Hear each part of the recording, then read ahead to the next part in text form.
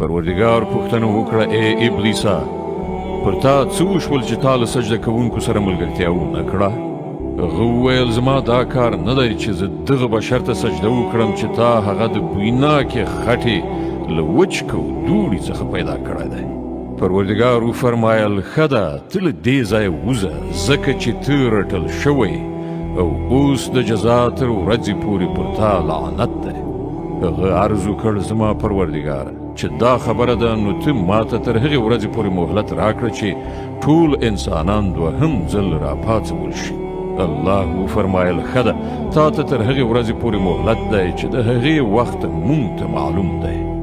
هغه وویل زما پروردګاره څنګه چې تا بې لارې کړم په همغه شان به اوس زه په ځمکه کې د دوی لپاره د غولوونکو وسایلو په وړاندې کولو دوی ټول بې لارې کړم پرته ستا له هغو مخلصو بندګانو څخه چې تا هغوی له دوی نه خالص کړي وي.